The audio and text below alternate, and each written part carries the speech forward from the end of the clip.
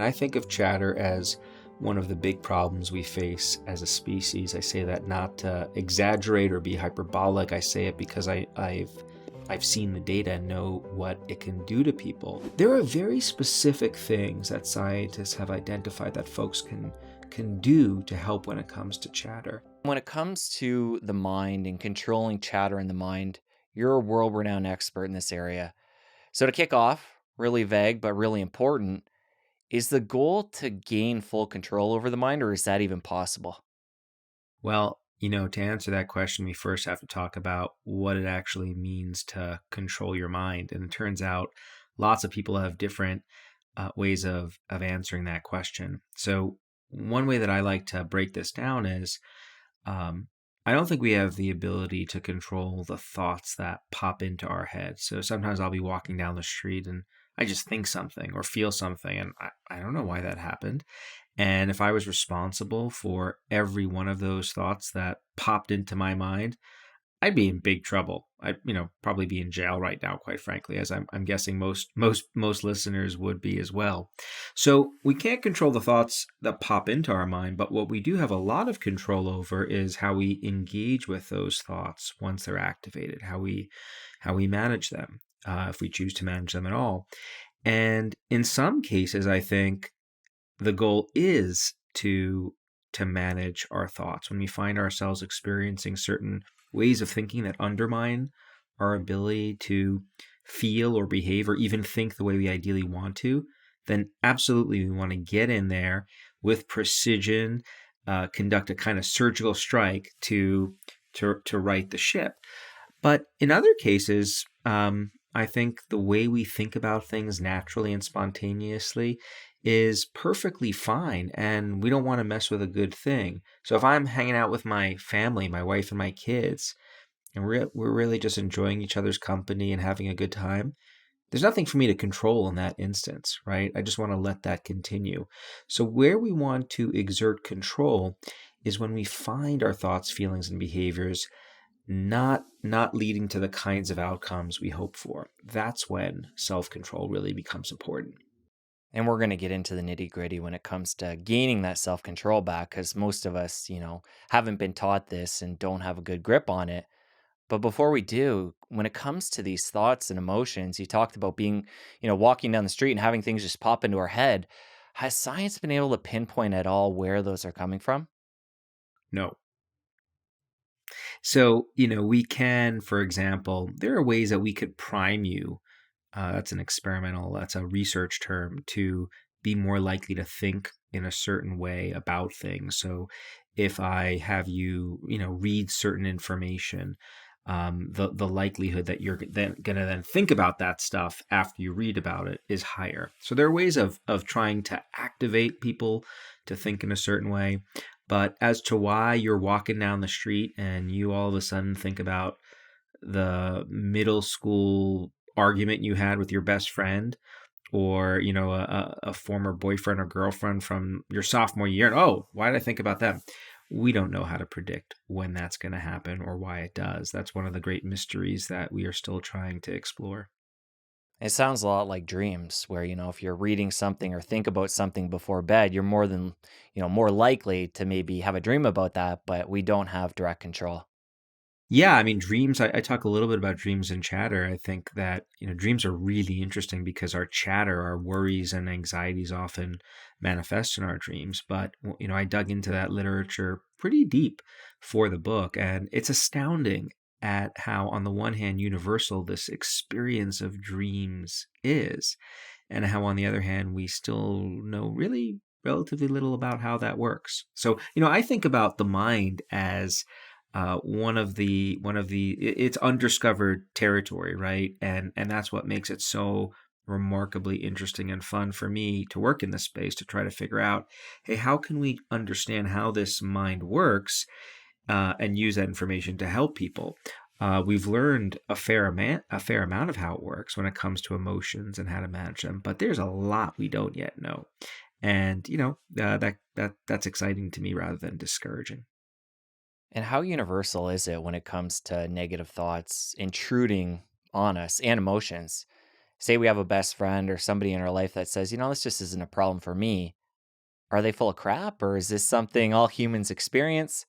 Well, addressing questions of universality is always hard because you just need one counterexample to say, "Hey, it's not universal." Um, here's what I can say with authority. We all have the capacity to experience negative emotions, and when I say we all, I'm talking about relatively normal, healthy individuals who aren't suffering from some kind of neural impairment. The ability to experience negative emotions is a tool that serves us well. We evolve the capacity to experience negativity for a reason. Lots of people think that, hey, the goal in life should be to rid ourselves of negative emotions. I think this is absolutely the wrong message we want to be conveying to folks, because you wouldn't want to live life without the ability to experience anger or anxiety or sadness in small doses. Those responses give you an amazing edge. There've been a few times in my career where I haven't had any jitters or butterflies in my stomach before a big talk for whatever reason. Those are the talks that don't go well because I don't have the cue that says, "Hey, Ethan, time to prepare." You may want to look over your notes before you talk. So, give you another example. Pain, right? It's a negative response. We don't like pain. I don't like pain. I don't know about you. Do you like pain, Jesse? Not at all. Not at all, right? Like I do try to minimize that experience. But what happens to people who can't experience physical pain at all? Turns out that due to a blip of genetics, there are some people born into the world this way every year. There's a genetic polymorphism that prevents them from experiencing physical pain.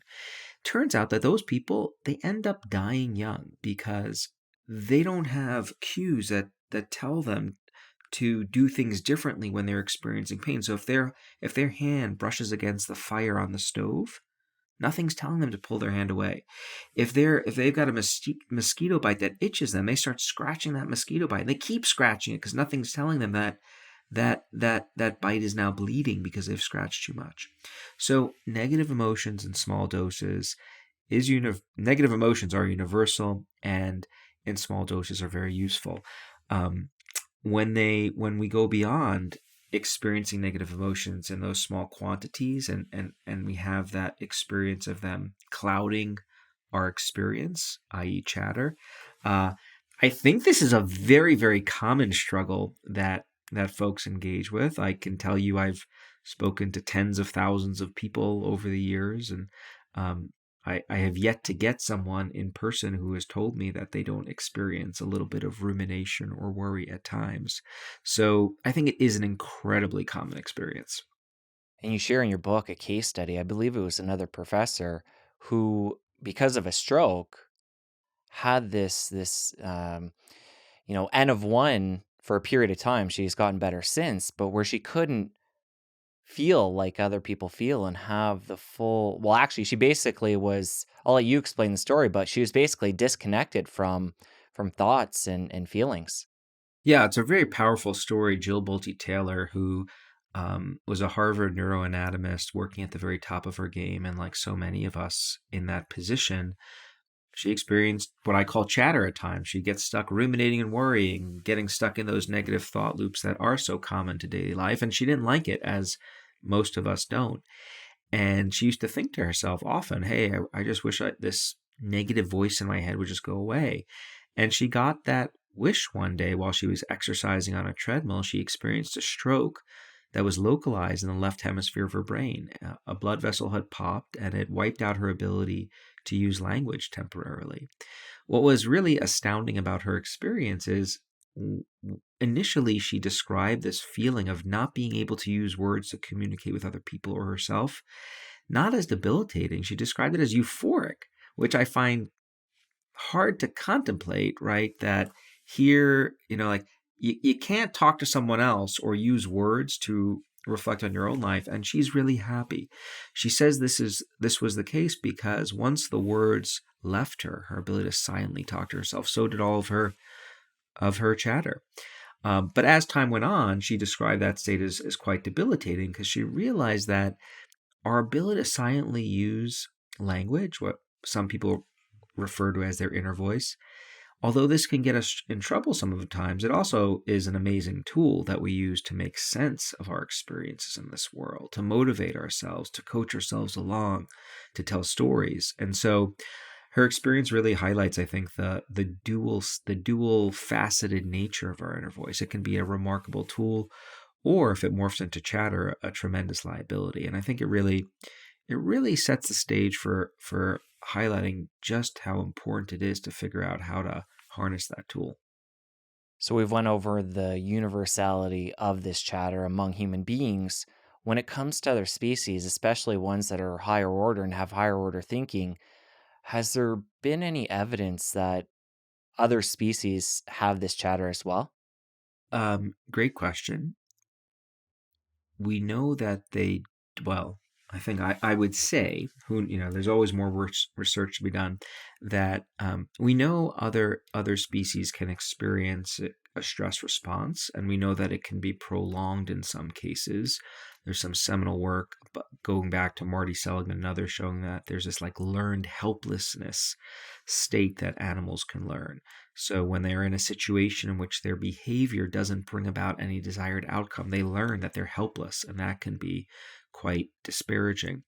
But whether any other species is equally adept as we human beings are at thinking ourselves into misery, I think it's fair to say that that is not the case. At least that that we know so far.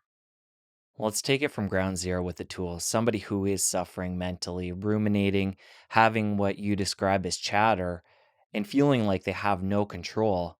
Where do they begin? I think if you really want to go to ground zero, step one is recognizing that there are things you can do to shift that chatter. Since I imparted on my kids, my daughters, who like most kids can experience some worries or ruminations at times.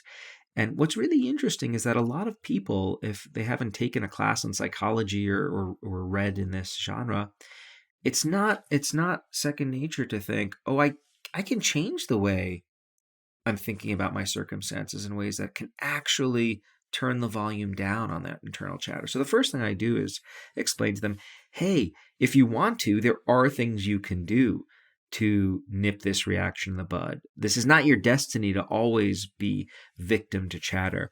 And there is research that shows that just changing that expectation for whether you think you can control this or not, that in and of itself is really powerful and useful. So that's step one, where you want to motivate people so they recognize that there's things they can do to manage their internal world more effectively.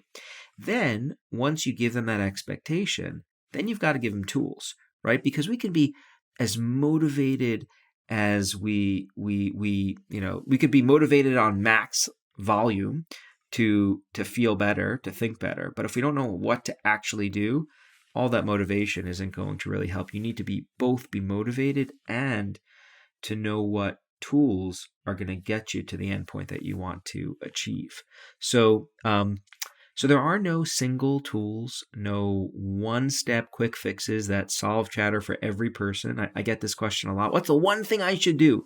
And there is no one thing you should do. In my book, I talk about 26 different tools that are science-backed. And I think it's useful to pause for a moment and just think about why it's okay that there's not one tool that works for all of us in all situations. We are all incredibly unique, right? We have unique personalities, unique ways of viewing and responding to this world. Why would we think that there's one thing that would apply equally well for all of us? So what we know is that there are a number of different things that are out there, different tools people can use, and the challenge is to figure out, hey, what are the tools that work best for you? I like to break these tools down as falling into three categories, just to help give people a framework for thinking about them. Things they can do on their own, people tools that involve how they engage with others, and then environmental tools. And within each of those buckets, there are lots of different things that people can do. Um, a few of the things that I do, just to make it concrete. One thing we know is that when you get stuck experiencing chatter, you tend to get totally absorbed in this problem that's bothering you. You're thinking about it in a very immersed way. You can't think of anything else, right? You're focused very narrowly on what you said or did or what might happen. And what we've learned over the years is one natural antidote to that chatter state is to do the opposite, to step back and think about your experience from a broader perspective. And there are lots and lots of ways of doing this. We call this distancing. One of my favorite tools that I use a lot, I talk about this in the book, is something called distant self-talk. I'll try to coach myself through a situation like I would give advice to someone else. And I'll use my own name to do that, to really make it seem like I'm talking to someone else. All right, Ethan, what are you going to do here? Here's what you're going to do. I do that silently, importantly. I don't do it out loud in front of other people, which might not be a good thing for how others think about us. But this is something called distant self-talk, and it's a really useful tool. It leverages the power of language to shift our perspective. If you think about when we use names, most of the time we use names when we think about and refer to other people. And guess what? We're often really good at giving advice to other people as opposed to giving ourselves advice. And so when you use your own name to work through your problems, this is shifting your perspective. It's lighting up different circuitry in your brain, getting you to relate to yourself like you would a close friend. And that's one of the first things that I do. The other thing I do right away, it's my 1-2 punch for dealing with chatter, is I'll do something called mental time travel. I'll think about, how am I going to feel about this thing that I'm worried or ruminating about a week from now or a month from now? What that does inevitably is it makes me realize, as consumed as I am right now with this thing, it'll eventually pass, because it always has in the past. And so I'll be on to something else. I'll be excited or ruminating about something different, but probably not this a month or a year from now. And that gives me hope, which can also turn the temperature down on chatter. So those are the first two things that I do. They're super simple. I do them in my head, and they often can make a difference. What I want to highlight before we move on here is two of the check boxes that anybody tuning in has already gotten before they even get into the specific tools. One being the hope. So somebody now knows just by this small bit of conversation that there are things they can do. And two, before that, we normalize the fact that as human beings, we haven't yet found an outlier who doesn't experience this. And you talk about that in the book, the importance of normalizing this experience that we're having. Yeah, I mean, we are a social species. We're constantly comparing ourselves to others for better or worse. There is solace that comes from knowing that we are not alone in the struggles we face in this world. I think this problem of chatter is an age-old problem. It's a biblical problem if you think about it. I mean, think about the story of Adam and Eve, struggling with what to do. Should we do it? Should we not do it? Like, this was chatter. If you go back even further, well, maybe not further. I don't know what the timestamp is. What's the timestamp on Adam and Eve? Do you know? Now, Beginning of time, I guess. But there's this great story, or discovery, I should say, that I'm fond of. Recently, I think it was archaeologists discovered these clay tablets that were 4,000 years old, and I believe they were one of the first um, written artifacts that we've discovered. And so they were translated, and one of the things that were on these tablets were discussions of dealing with problems of the mind, a heart that hurts, right? So these emotional issues have been with us for a really long time, and I think that is important for folks to be aware of. The other thing that I think, just big picture, since you brought us out of the nitty gritty discussion appropriately, is there are very specific things that scientists have identified that folks can do to help when it comes to chatter. And I think it's important to think carefully about what those specific things are. They're often easy to do, because if you look at how we often talk about dealing with chatter in the culture, I think you often come across very generic pieces of advice. Like, I read an article recently, and well, if you're feeling chatter, make sure to get sleep, exercise, and journal.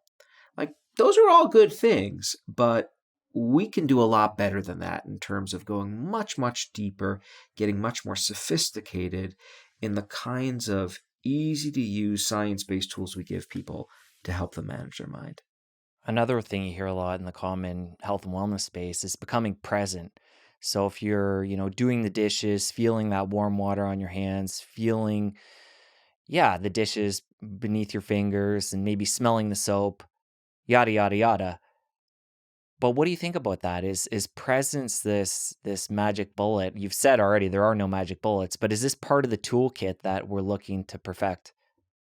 Being present at the right time can be great. Um, but I think the message of the need to be present has been somewhat distorted and taken out of context from the Eastern contemplative traditions that prescription originates from. So I think if you look at many pieces of advice, the advice is you should always be striving to be present. And if you're not present, then that's something you want to get better at doing. What I like to remind people is that the ability to not be present, to travel in time in our mind, this is one asset of the human brain, right? We evolved to be able to transport ourselves in time in our mind. Think for a moment about what that allows us to do. It allows us to learn from past experiences, learn from mistakes. It allows us to savor our past victories and joyous moments. I was, away on vacation with my family.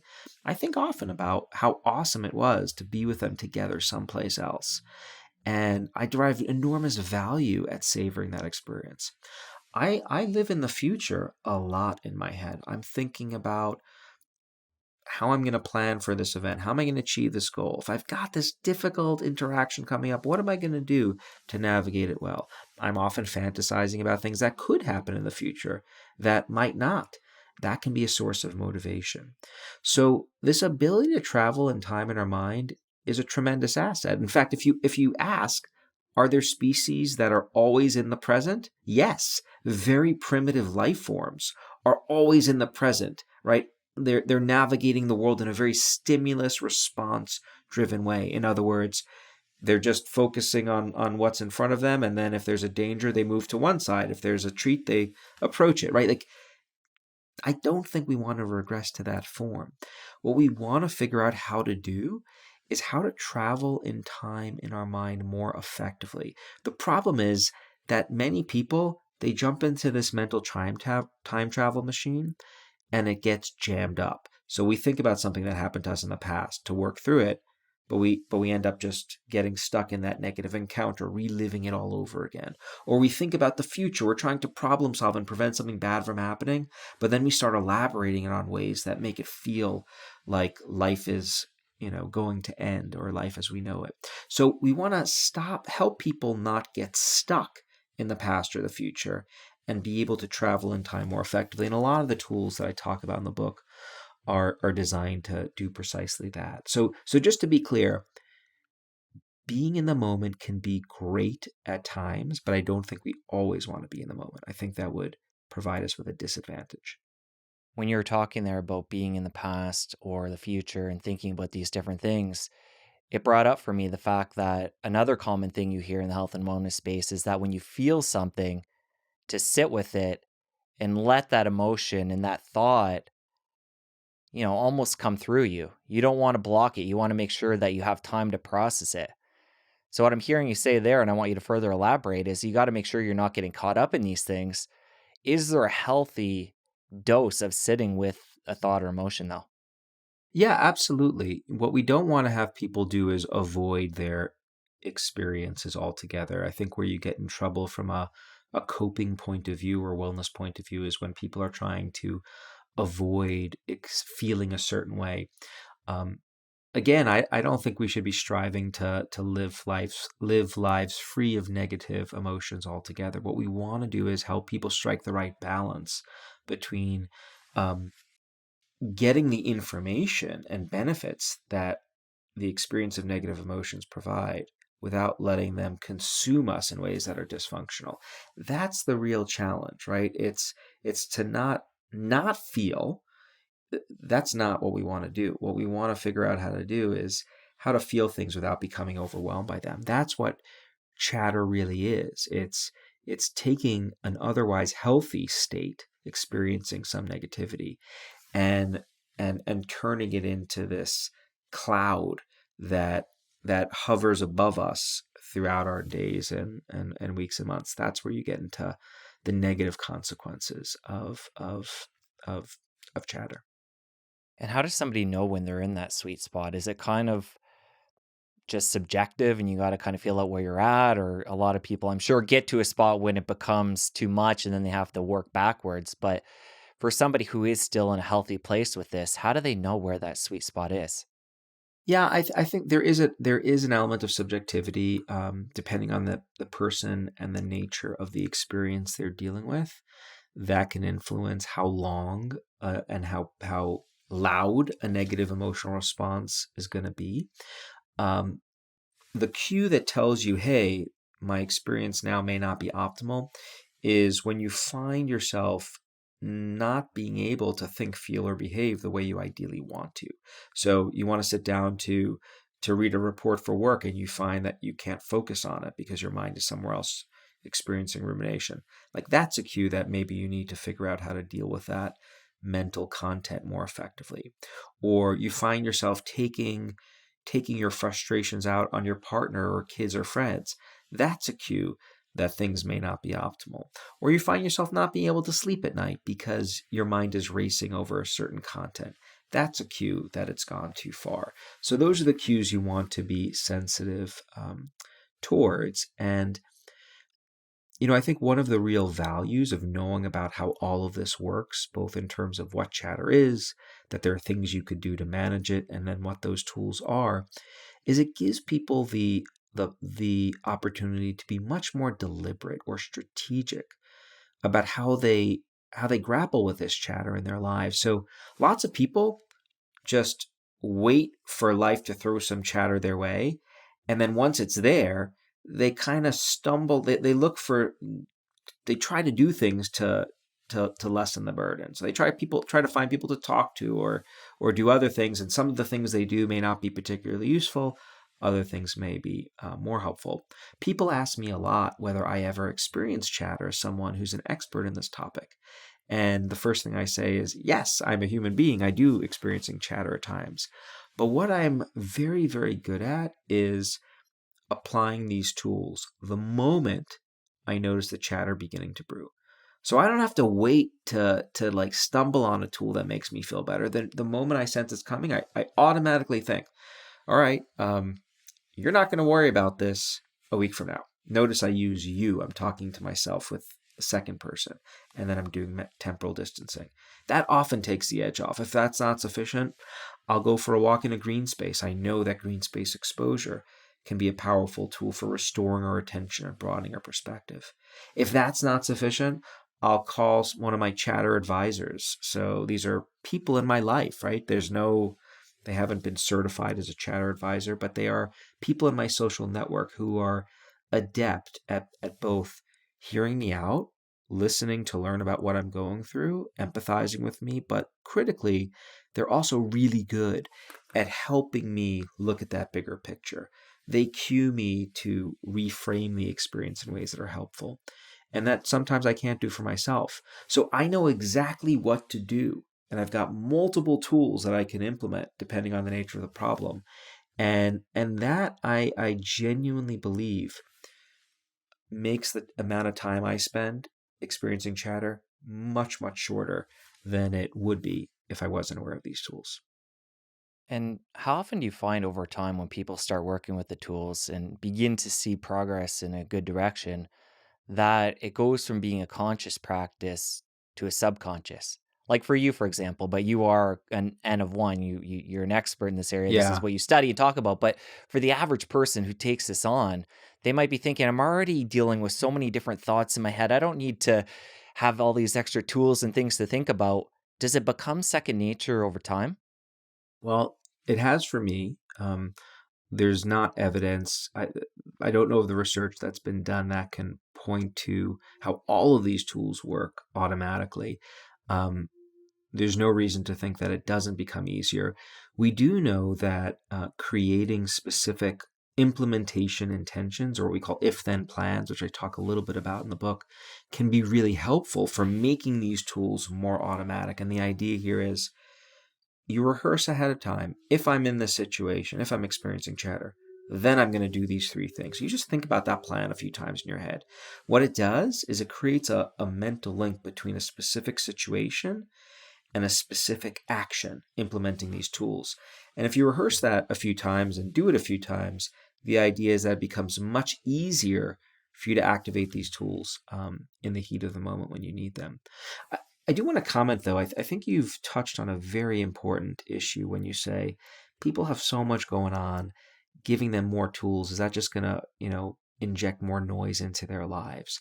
I completely agree with you that um, people's lives are busy and we don't want to make things more complicated for them. That's actually ironically why I'm such a fervent believer in the positive potential of these tools. Most of the things that I talk about in the book are remarkably simple and easy to implement. I mean, we're talking about using your own name to work through a problem, or reminding yourself that you're going to feel, or just asking yourself, how are you going to feel about this a month from now? Or remembering that getting some more green space exposure or experiencing the emotion of awe can make you feel better. I mean, these are just a few examples. There's a lot of complex science, years and years of research, tens of millions of dollars that have gone into the identification of these tools and the careful study of how they work. But at the end of the day, the take homes are really, really simple. They're arguably much more simple and easy to implement than doing things like exercising or meditating for 20 minutes a day, which is not to say that those other behaviors aren't very useful as well. They are. But there are many, many simple things that people can do that I would argue are not going to enhance the burden on their lives, but to the contrary, actually be very easy to uptake and pay dividends long term. And we could also argue the fact that even if it is a little bit harder in the beginning, learning these tools, implementing them, the bandwidth they're going to get back, a person who takes this on over time is going to pay dividends. Because I'd like you to talk to the fact that we only have a certain amount of usable brain power. And if somebody is caught up ruminating all day on the future, on the past, they're drawing from that all the time. So if they can get a better grip on that, they're going to have more bandwidth for thinking in general. Oh, absolutely. I mean, I think of chatter as one of the big problems we face as a species. I say that not to exaggerate or be hyperbolic. I say it because I've seen the data and know what it can do to people. Um, it it sinks us in three domains. It undermines our physical and emotional well-being. We've talked a little bit about that. It can create friction in our relationships with others. I think we've touched a little bit about that on that. But it can also powerfully erode our ability to think and perform. Um, Two ways that this works, one of which I think will be very common to listeners. Just think about a time in your life when you've tried to read a few pages in a book while you were worried or ruminating about something else. You read those 4 or 5 pages or a chapter, you get to the end, and you don't remember anything that you've read. This is an incredibly common experience. And what's happening is very simple at the cognitive and neural level. We've only got so much attention, as you've just described.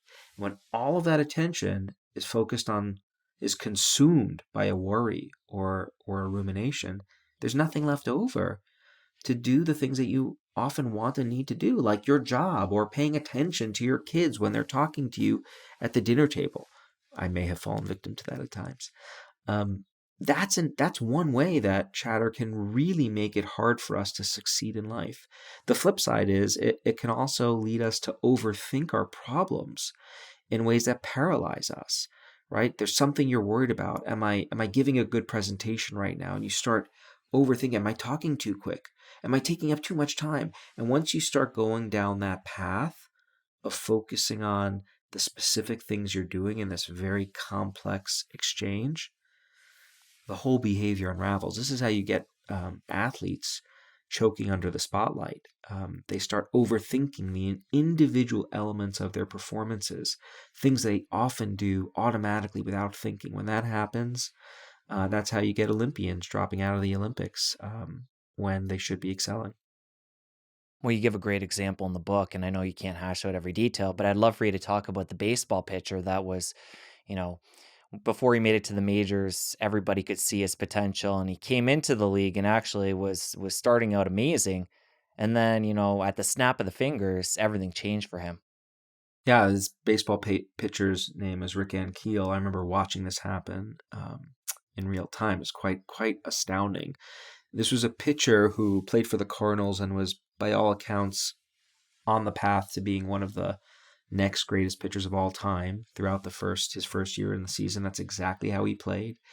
And then he got to the playoffs and something very strange happened to him.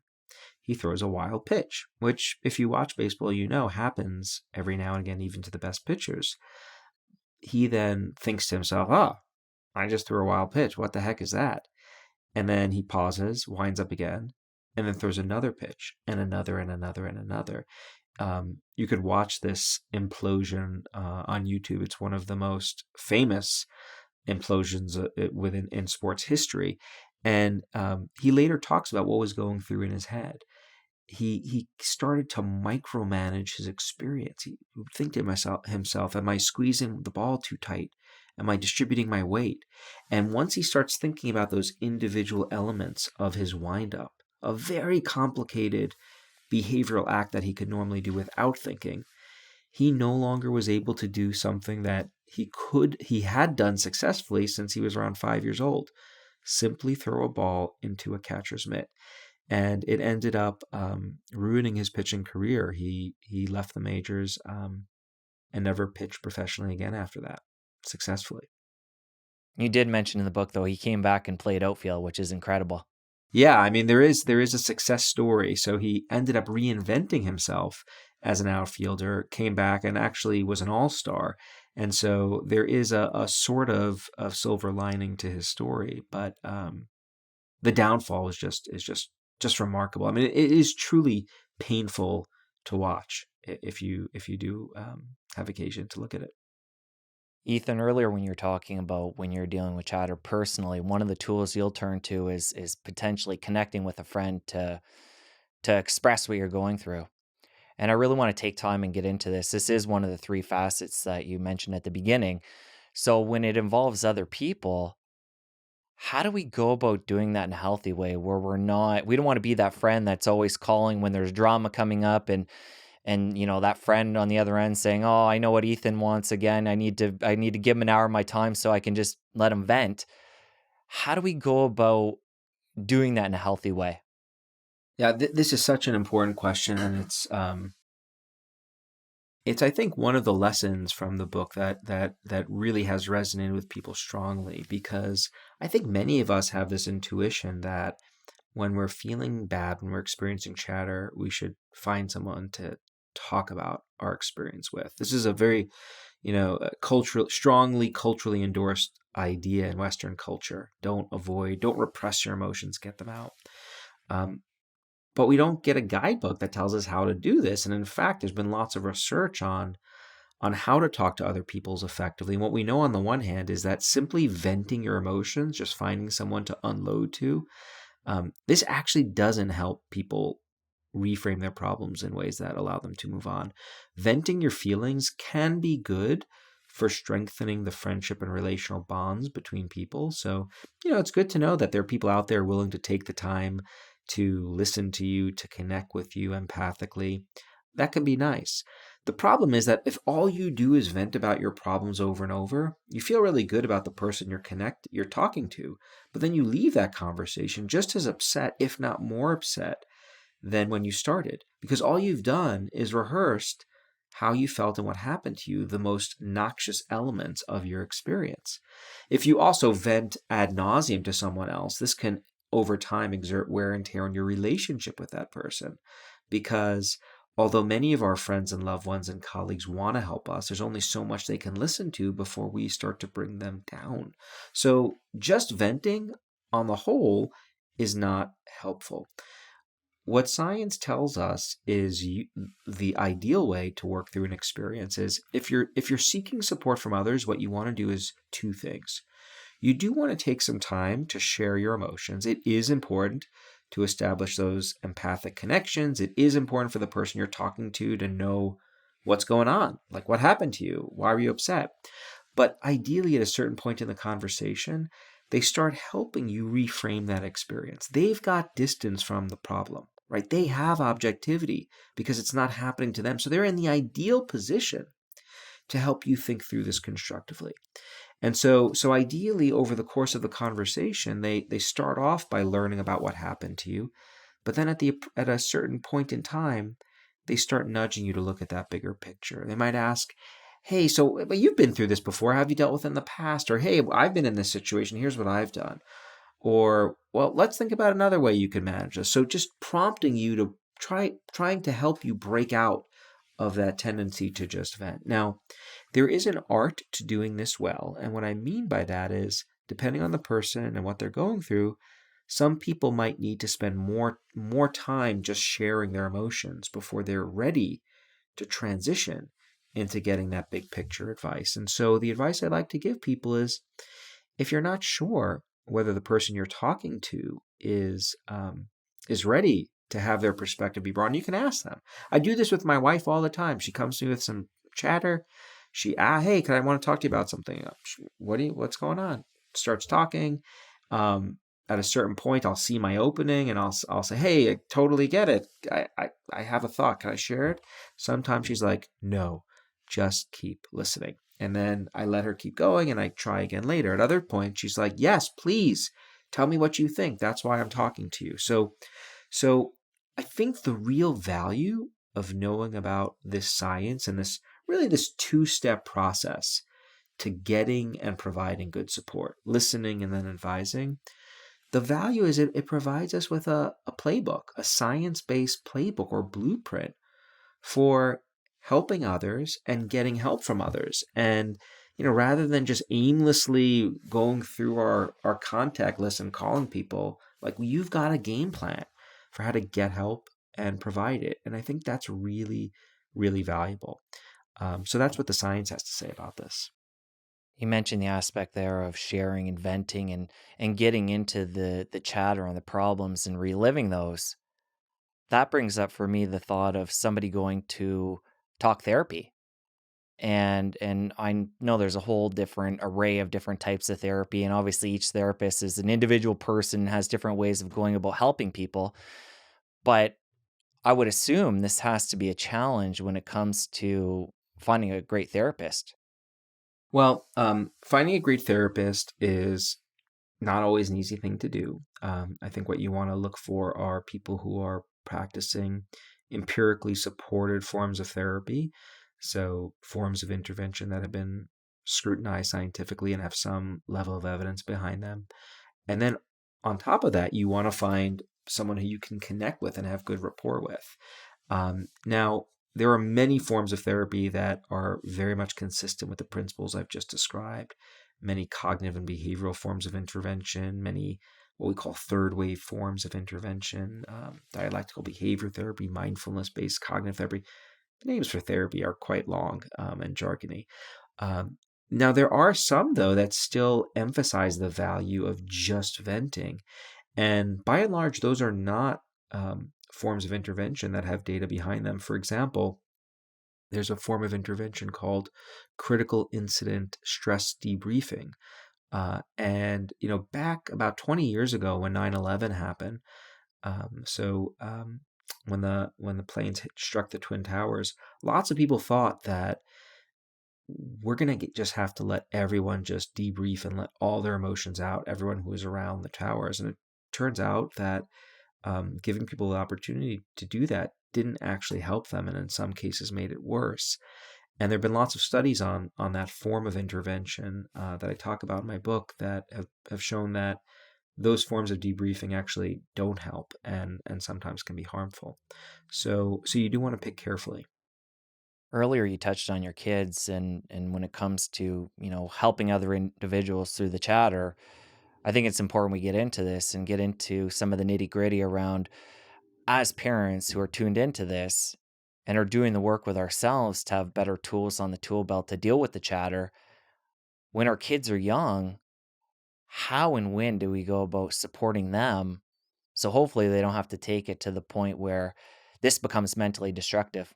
Well, I think, kids vary in terms of their level of maturity and when they become aware of their inner worlds and the role that they play in influencing their experience emotionally of life. Um, I think you do want to talk to your kids about how emotions work. What are they? Like some basic emotional hygiene. Um, because again, some schools increasingly are teaching kids about this. We're doing some research on this to teach kids about what self control is and what tools are out there.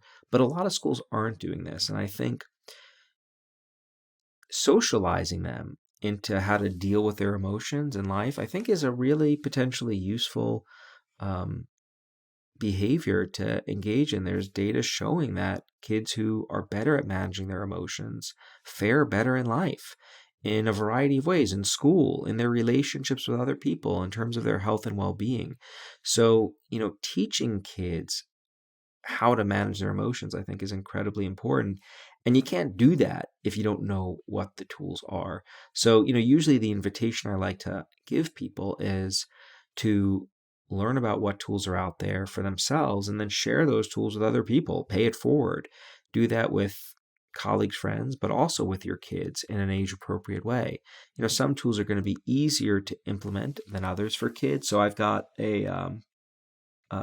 a kid who's younger, and sometimes when a kid is frustrated, one of the most easy ways to help them is to just divert their attention, right? So if a kid's really upset about their parent leaving them, get them to focus on something positive. Replace the negative thought with a positive one. That can be really helpful for young kids. As kids get older and more sophisticated, teaching them reframing strategies. How do you can change the way you think about a situation to change the way you feel? Let's look at the bigger picture. How are you going to feel about this later on? Increasingly that becomes more effective. So you want to know your child and use the appropriate tools at the appropriate age. How do you feel about helping somebody, whether it be a child or a family member or friend, who you can tell is dealing with a lot of internal chatter? Maybe they've given you a little bit of a tidbit. You can just catch little bits and pieces as you're having conversations with them, and you realize, they might be dealing with something bigger here. They might not realize it. How would you go about helping them, or is it even our job? Would you recommend waiting for that person to come to you? Well, I think you got to be careful. I think if someone comes to you and specifically asks you for help with their chatter, then all systems go. Take the time to listen, and then try to give them tools that they can benefit from. There are, of course, lots of situations in life when we see people we care about, relatives or colleagues who are struggling with chatter, but they don't ask you for help. And there's actually research which shows that in those circumstances, if you volunteer the help, so unsolicited advice, for example, it turns out that that can blow up in your face because what happens when we offer advice to others or support that hasn't been asked for, it communicates to the person we're talking to that they don't have their crap together, and that can elicit defensiveness, right? Because we like to feel that we're in control of our own circumstances. So you see this happening a lot between parents and kids, where parents volunteer advice to their kids, and they're like, I didn't ask you for help. Do you think I can't do this? So the good news is that there are still things you can do in those circumstances to help others. They fall under a category of support that we call invisible support. What invisible support involves doing is getting people help with their chatter without drawing attention to the fact that you're doing it. So that's why we call it invisible. You're helping outside of their awareness and or indirectly. And there are lots of forms this can take. Some really simple, others less so. Couple of examples. If my wife's under a ton of stress, a lot of chatter, I can volunteer to do things to just ease her burden. I'm going to pick up the groceries today and take care of all the kid extracurriculars if that was on her plate. I'm doing these things to just make her life a little bit easier, and importantly, not giving her a receipt at the end of the day to show her all the things I did because that I'm such a good husband, right? I'm not trying to to earn brownie points. I'm just trying to make her life easier. So in the corporate context, a supervisor who their team's working on their deadline, like, pick up lunch and coffee and bring it to them. Don't let that be something they have to worry about. Those are simple things you can do to lower the temperature on lunch chatter. Other things, let's say someone on my team's struggling with their presentation skills. Rather than pulling them aside and say, hey, we really got to work on your game because being able to talk publicly is really important for your future. I might do something like hold a team meeting in which we all share out practices that we find useful for speaking effectively in public. Uh, what I'm doing in that instance, I'm getting the person who's struggling the information they need, but I'm not singling that person out and say, hey, you pay attention because you need help. Another thing you could do. The final thing, or not the final, but one more example is affectionate touch when it's appropriate can be a really powerful tool. I think it's easy to forget that we are a tactile species. Like when babies are born into this world screaming their heads off, the way we soothe them is through skin to skin contact. And there's a lot of research showing that an affectionate embrace by someone else can activate the release of a cascade of stress fighting chemicals. It also reminds us that there are people out there that love us. So a fist bump, a rub on the shoulder, like these are simple things you can do to help other people invisibly. Now, there is, of course, the caveat with affectionate touch that you don't want to deploy that tool when it's not um, mutually desired. So you don't want to like haphazardly be hugging people around the office. This might get you in trouble. But in the appropriate context, it can be a helpful invisible support tool. And you can also keep that top of mind for when you yourself are dealing with a lot of chatter. Maybe you go and hug your partner, or, connect with somebody physically, again, where appropriate. And you do talk about in the book for people that don't necessarily have that advantage, somebody in their life that they can turn to. This can be, and it probably isn't as powerful, but an object like a teddy bear or something else, maybe a blanket, those can help as well. Yeah, there's some really neat research with teddy bears showing that, clutching a teddy bear can help people cope with existential chatter. And how does that actually work? I mean, it's interesting. There's research which shows that like on our skin are receptors that specifically code for a petting response, like an affectionate touching stroke on the skin. And so, cuddling a teddy bear can simulate that. Earlier, you talked about getting out in nature, using a walk out under greenery being an effective way to help with chatter. And for somebody tuning in saying, okay, this is easy enough, something I can do. But wait a minute, I live in New York City. I'm in a concrete jungle. I don't really have any trees around. There are other ways. So I'd like for you to get into what somebody in that situation could do to still get that benefit.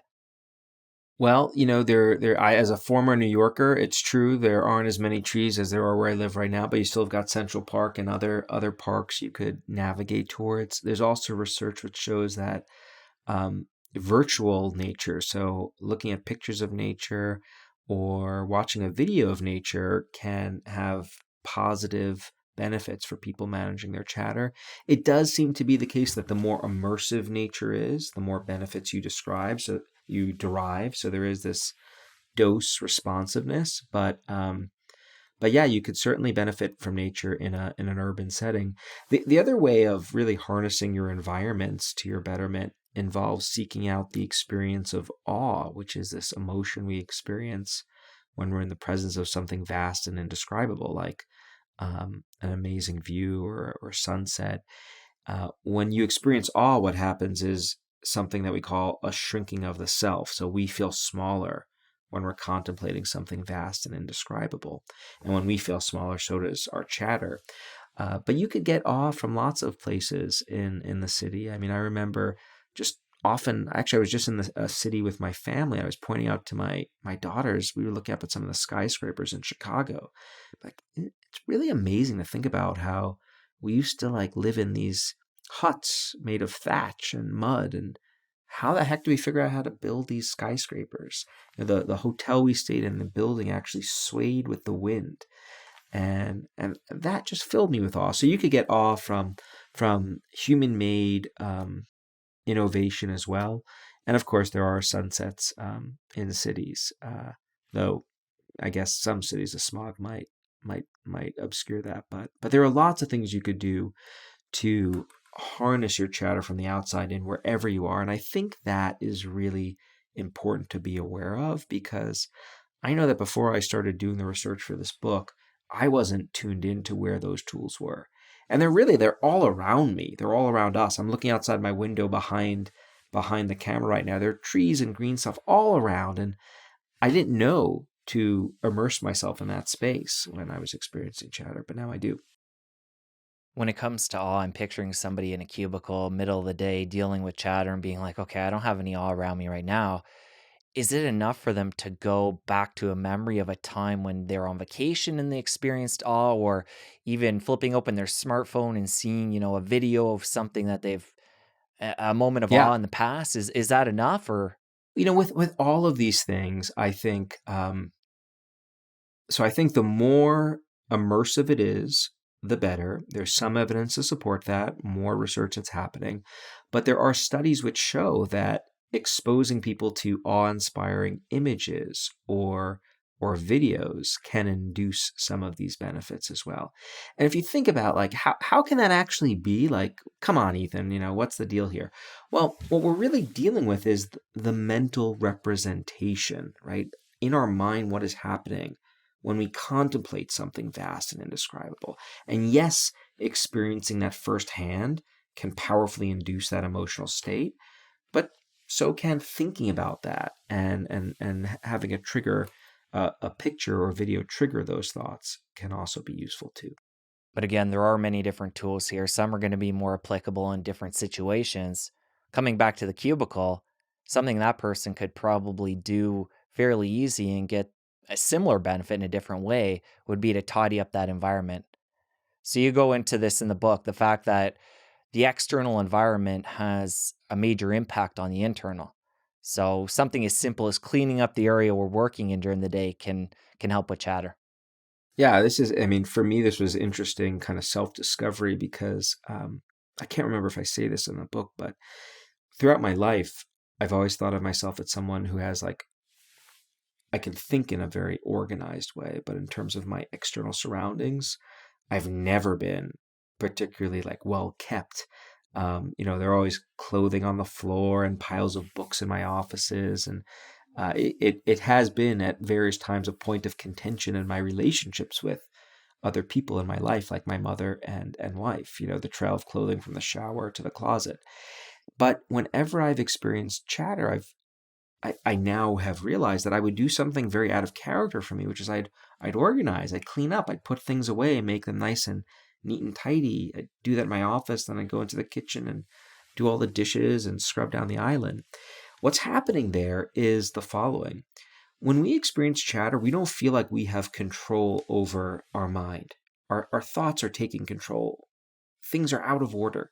And we don't like that because as human beings, we are driven to feel in control of things. And what we've learned is you can compensate for not feeling in control of your mind by exerting control around you, and ordering your spaces is one way of doing that. And it's something that actually many people report resorting to when they're under stress. They automatically start cleaning and organizing, and doing that, as long as it doesn't take over your life, can actually be really useful. And so knowing about how all this works right now, I don't wait to just, oh, I'm stressed, and then I just start cleaning and feeling better. I'll do it preemptively. And that again, I think helps shorten the amount of time I spend experiencing chatter. This idea, this principle of order and control is one of the reasons why performing rituals can be so useful for people who are experiencing chatter. If you think of athletes who are under the spotlight, high stress, high proneness to chatter, they'll often engage in ritual, sometimes really strange things. Like Wade Boggs, a famous baseball player, used to have to eat a bucket of fried chicken before every game and take a certain number of ground balls, always the same number before a game started. That again, a ritual is something that is under people's control, right? A ritual is an ordered sequence of behaviors that you do the exact same way every time. And performing a ritual can make us feel more in control, which can help with our chatter. And when it comes to these rituals and keeping order of our external environment, you talked about keeping that in check. When that goes too far, that would be OCD. And I think a lot of times when it comes to these athletes, and you talk about, was it Nadal? He's Yeah. got quite a ritual too when he's playing a tennis match. And when you hear that, it's hard not to think that he must be kind of on the spectrum of OCD because, yeah, I think there's some gray area in there. Well, any tool, when taken to an extreme, can be counterproductive. I think this is just a general principle of psychology. I mean, if we use this metaphor of a toolbox and take it seriously, I mean, think about a hammer. A hammer in the right hand, someone who knows how to use it and when to use it, is a tool of innovation, right? We use to build homes and lots of other things. But in the wrong hand, a hammer can be a death weapon, right? It can do lots and lots of damage. Same thing is true of psychological tools. Whether they're helpful for us depends on when and how we use them. And we don't want to take any of them to an extreme. Take some of the distancing tools I talked about before. Taking a step back from our negative experiences to think through them more effectively can be really helpful to people. But you wouldn't necessarily want to step back from all of your positive experiences, right? Because that will diminish the joy and delight you experience from doing pleasant things. And so you want to be strategic in how you use these tools. Rituals, to get back to those, they are an ancient chatter fighting tool that cultures around the world have prescribed, I think, largely successfully for thousands and thousands of years. Think about what happens when someone dies. Cultures around the world give us things to do, rituals, to help us deal with the stress that accompanies the loss of a loved one. As long as those rituals aren't taken to an extreme, and by that I mean you feel like you can't proceed with your day unless you've activated a ritual, like so you have to go home and then make sure you do it all over again. As long as they don't aren't taken to an extreme, I'd argue that the science suggests that it can be a really helpful tool. You just said something there that triggered in me the other end of the spectrum when it comes to this. So if it's something really positive in our world, in our life, would it be suffice to say that doing the opposite of what we're talking about today, say it's, thinking back to the day one of our children's born and rehearsing that and going over that throughout the day, could that be considered a positive thing? Rehearsing the birth of our children?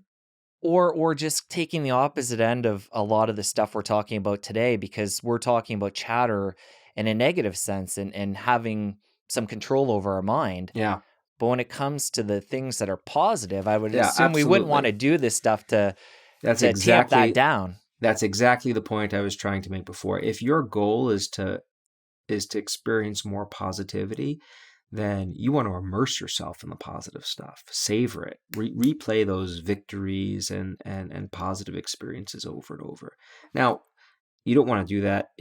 Of course, we have to face adversity and challenges at times. That is important for our lives, but spending a little bit more time savoring the positive stuff, I think that's a great prescription, and it's one that I I I take myself. Ethan, your story with the mind goes way back to being a kid. Your dad, as a kid, would tell you to go inward. And this is obviously something, I'm assuming, I'll let you elaborate, that has probably facilitated your fascination with the mind and where you're at today. Talk about how young you were and how that worked and how that, make helped make you who you are today. Yeah, I had a very interesting dad growing up who, on the one hand, was this like Brooklyn, New York tough guy, big bushy mustache, potty mouth on the road when he was driving, very embarrassing. But he had this other side to him, which is he was consumed with meditating and Eastern philosophy. And beginning around the time I was 3 years old, he talked to me about what he was learning about. And one of the early lessons he gave me was to focus inward whenever I experience some type of adversity, an argument with him or my mom or my friends. And he told me to go inside and find the answer to your problems. It seemed like a bit corny advice back then, but it was something that I did. I listened to him, and that capacity to introspect really served me well throughout my childhood and adolescence. Things would happen that would be negative, and I'd try to make sense of them. And by and large, I'd succeed. I never really got stuck. And then I got to college and I took my first psychology class. And what I learned was that that practice that my dad taught me was, in fact, a remarkable tool unique to humans and the degree to which we can engage it that served lots of people well a lot of the time. The ability to focus inward was a source of innovation, allowed us to problem solve, regulate emotions. But it was also a tool that got people in trouble a lot of the time too. They would go inside to try to make sense of their problems and they'd end up spinning instead, ruminating, worrying, or experiencing what I call chatter. And that to me was a giant puzzle. Why is it that we've got this tool, the ability to introspect, and sometimes it helps us, but other times it harms us? And why does that happen? And when it's harming us, what can we do to right the ship, to capitalize on the tool rather than be victimized by it? That ended up motivating me to go to graduate school to figure out how to use tools of science, neuroscience, and psychology to answer those questions, and that's what I've been doing ever since. Let's stick on your story here a little bit and talk about another story from your book that you share. And this is where, as a professor, you show up at your mailbox one day and you had a threatening letter there.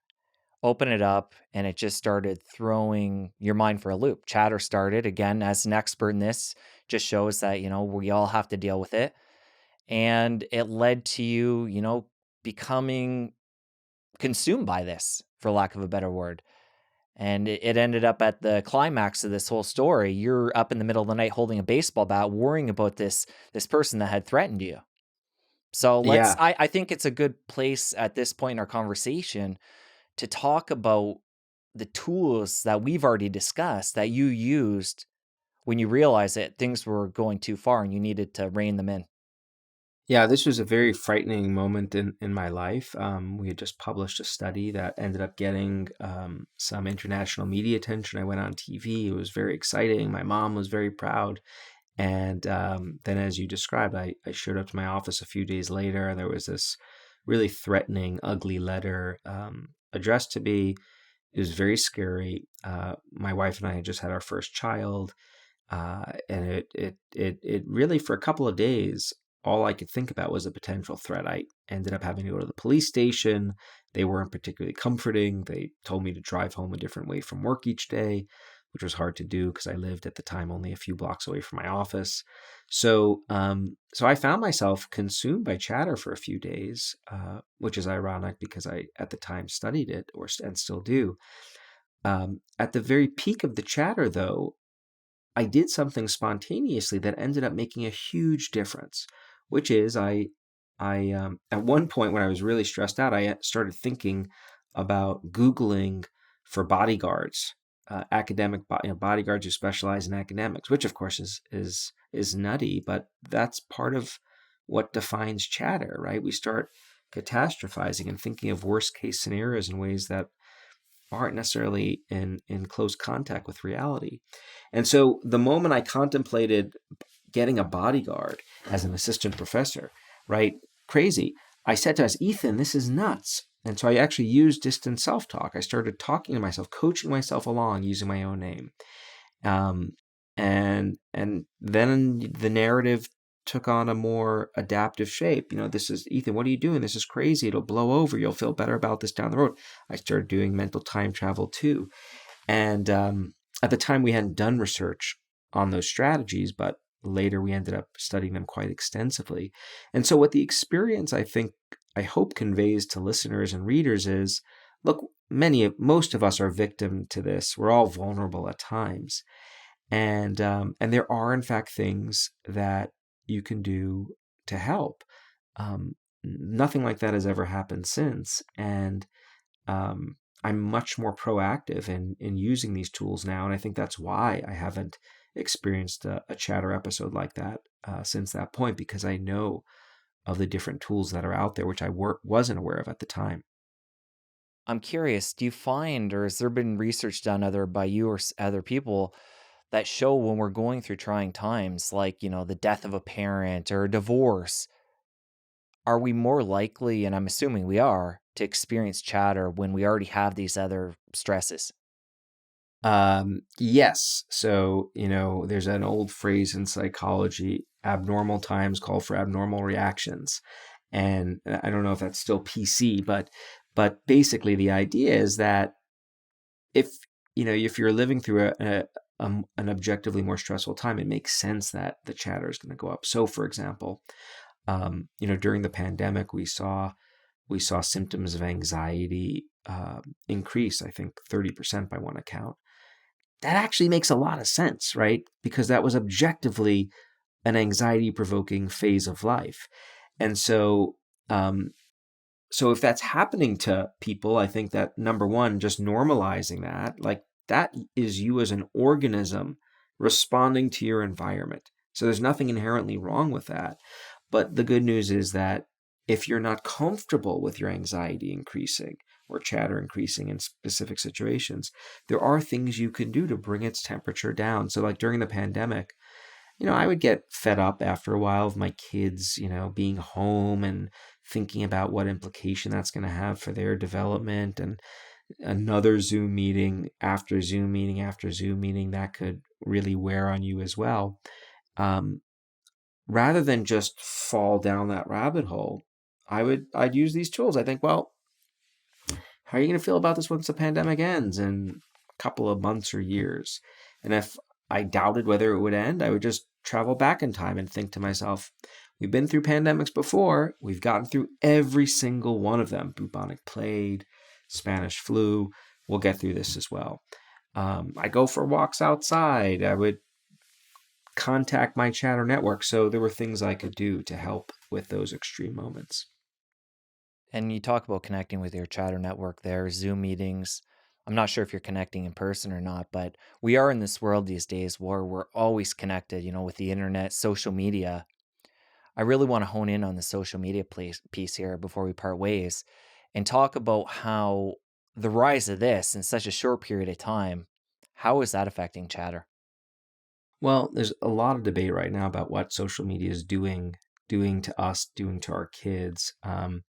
And we've been doing research on this, on social media's impact on well-being for a while now, close to 15 years.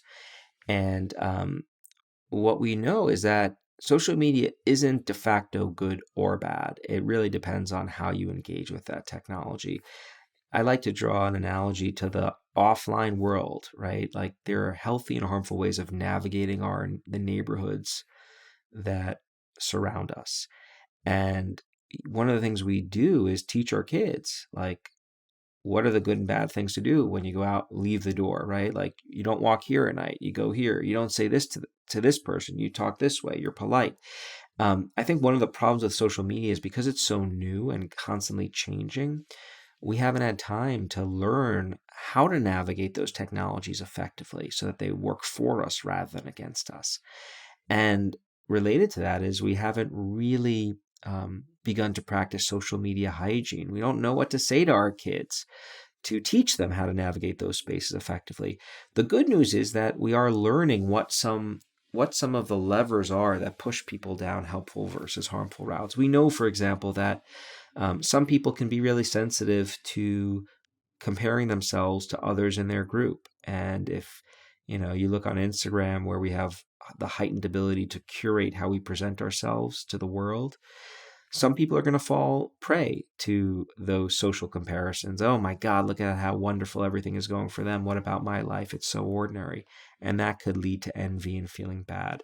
We know that social media can make it easier for us to express emotions to others in ways that we wouldn't necessarily do in everyday life.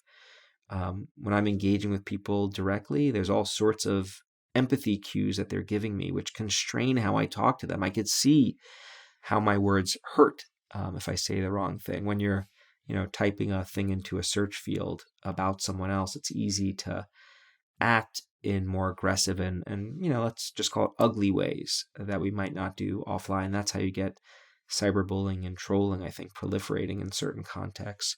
So those are some of the harmful things that social media can do to us. And when you think about chatter, like social media just provides us with this opportunity to release our chatter on those networks. And if the chatter is about someone else, that can be damaging. It can also be not a particularly good look for us if we're just complaining. But on the flip side, we also know that social media provides us with vast opportunities to seek out support from our networks and to provide it to other people. And I think that's something to really be mindful of, that you can harness social media to get support and to help other people who are struggling. So it's not good or bad. It depends entirely on how you use it. And I think one of the real challenges that younger generations of scientists and social media users face is to learn how to navigate that technology in a way that accentuates its positives while leaving behind the negatives. Earlier, we talked about how there's no magic bullets when it comes to these tools. And we got into a bit how, we don't want it to be overwhelming for people that are already overwhelmed. So, for somebody, as we wrap up here, who's been tuning in and picking up all these different tidbits, but they are somebody who is dealing with a lot of chatter right now and they're feeling overwhelmed and they're like, I just need somewhere to start to gain some momentum. And then I can go back and re listen to this down the line and pick up some of the other tools. Given there's no magic bullets, is there any bigger lever tools, low hanging fruit, say one or two that people can apply right after this to start working that inertia and getting out of the chatter? Yeah, well, number one, there are a lot of tools that could be overwhelming. I've summarized them all. There are some free downloads on my website. In the back of my book, there's a whole inventory. At the very end, there's an appendix that just lists the tools. If you don't care about the science and the stories that explain how these tools work, just read the appendix. You'll get all the tools in a very concise form. Um, where to start? I think start with the easy stuff, because if that works for you, that's great. Doesn't require much effort, and you could keep using it. And if those easy to implement tools aren't working, then you can maybe go up the ladder of complexity. So try distance self-talk and mental time travel. Those are my go-tos, my personal ones. Talk to yourself like you give advice to someone else using your name. Think about how you're going to feel about this thing that's bugging you sometime in the future. Um, Take some time to think about who in your network is a good chatter advisor. It's not going to be everyone. Some people I'm very close to, I love them, they love me. I don't I don't talk to them about my chatter. I talk to them about other things. You don't need a lot of chatter advisors. You just need a few. So who are those people? Identify them in advance. So when you're struggling, you can call them up. You know who to call. Um, and then getting out in nature. Right, go for a walk in a green space. That's a really easy thing to do. Clean up. Try that. It'll likely serve dividends for your relationship too. Your partner will be happier as well.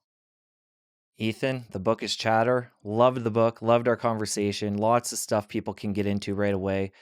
And we're going to link everything up in the show notes, including your social media, your website. I want to thank you for coming on the show. Thanks so much. Really fun conversation. So thanks for having me on. If you enjoyed this conversation on controlling your chatter, check out this one on ending your suffering. If you're living inside a cage that's made out of rice paper, and I know that it looks real, the bars look real, they're not real. You're a microsecond away from wee. It's only the organ between your ears that's building this.